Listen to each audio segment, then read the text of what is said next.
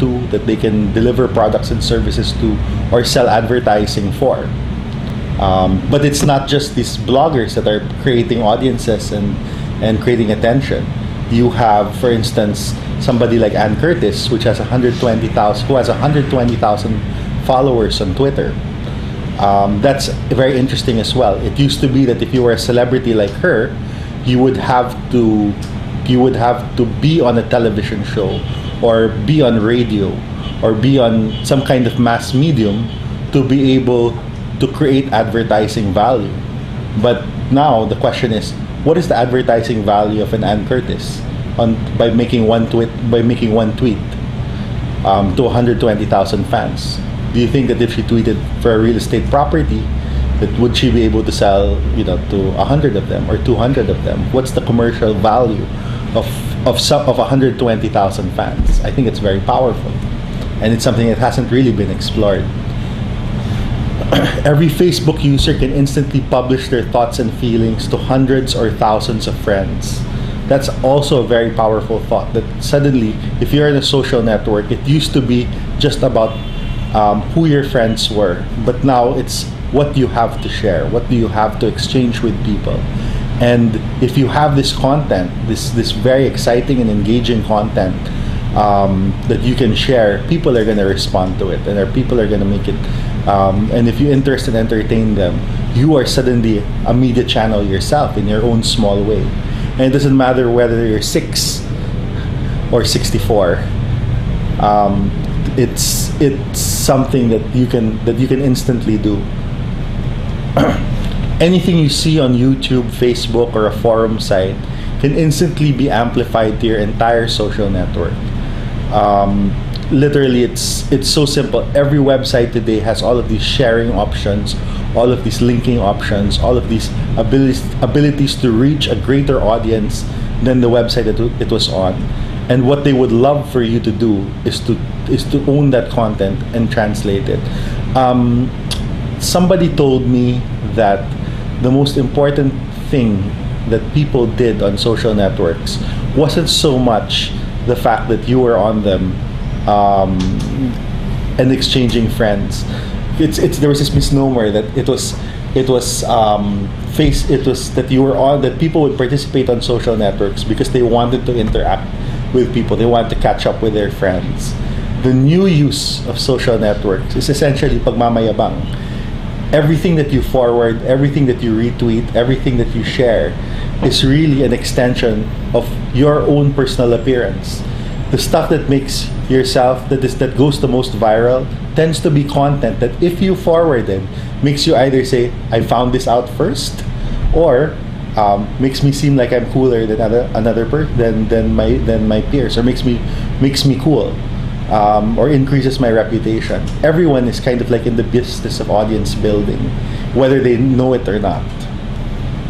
So it's a very interesting and dangerous new landscape.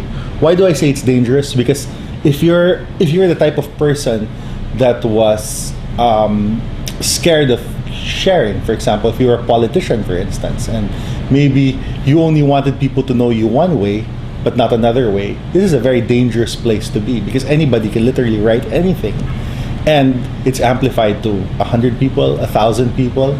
If Ann Curtis makes a post critical of an airline, for instance, suddenly that's amplified to 100,000 people. What will that do for your reputation?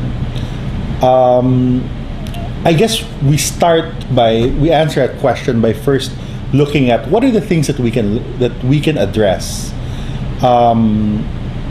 And for me, it's these things.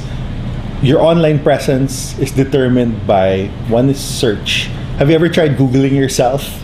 And what comes out?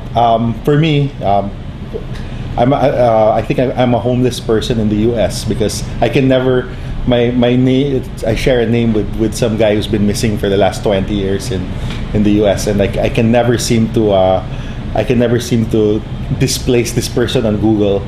I'm hanggang number 2 lang ako. But also it's your own website, the forums that you participate in, what people see about you or your products on YouTube, on social media, on blogs. But more importantly,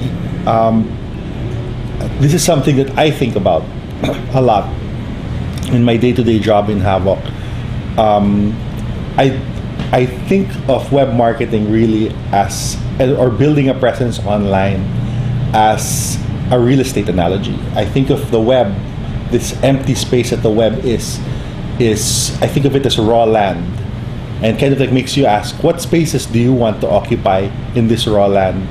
So sometimes if you build a website, a lot of people go there. You can aggregate a huge audience. The question is, what do you do with that? Some groups that have been successful at creating these audiences, what they do is, hey, maybe I should put up, if there's a lot of people going through here, maybe I should put up a billboard. So you build a high traffic website and you monetize it through advertising. That's what Yahoo's done. That's what Facebook's done, and a lot of these social network websites. Kind of like the first step tends to always be, let's sell advertising on it if we build a presence. Others create corporate presences. So if you're a company and you have a business, you literally build your office online. How do you do that? Well, maybe I have to have my sales presence online. Maybe if I'm an airline like Cebu Pacific, I'll put a store there. Others, what they do is similar to what SM would do. They really create a shopping mall by creating a marketplace of users. One of my personal favorites in this area is Tipid PC. It's basically a classifieds community for computer hardware, and literally there's really hundreds of thousands of sellers talking to hundreds of thousands of buyers on this website. So literally, you look at this space; it's all raw land, and it's really, the opportunities are there to literally do anything you want. And my company as an organization is really looking to be a 21st century real estate developer online. But why do I like that analogy? Because the best part, I guess, is it's the low cost of failure. When you build a website, for instance, or if you build a storefront, for instance, like companies like National Bookstore and Abinsons have done that. They've made their attempts, and what's the nice thing is it's still a fraction of the cost of building a traditional brick and mortar branch of National Bookstore. But at the same time, it's reaching an overseas audience, an OFW audience. It's reaching people that they could not normally have reached through their branch network. And the interesting thing for these guys is, for both Abinsons and National Bookstore, is that they were able to recover the investment they put in building their online storefronts in under 12 months. So the return on investment is very quick because the gastos is not very high. And even if they failed, how much should they put in it? I mean, it's not a huge amount by any means.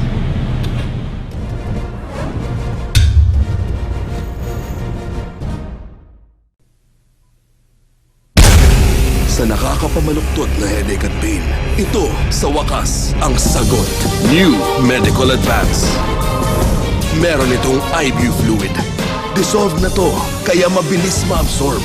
At dahil advance umepekto, advance ang bilis, advance ang relief. Kaya ang nakakapamaluktot na headache at pain, natutuwid. New Medicol Advance with IV fluid. Ito ang advance. Sa nakakapamaluktot na headache at pain, New Medicol Advance with IV fluid. Madaling ma-absorb, kaya advance ang bilis, advance ang relief. New Medicol Advance with IV fluid. Ito ang advance. New Medicol Advance with IV fluid. Mabilis ma-absorb, kaya advance ang bilis, advance ang relief. New Medicol Advance. New Medicol Advance with IV fluid. Ito ang advance.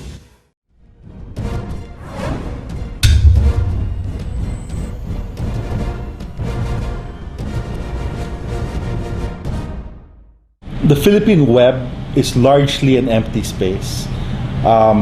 Again, going back to the real estate analogy, the reality is the web spaces in the Philippines are still very largely underdeveloped. Ang dami pang pwedeng gawin. For instance,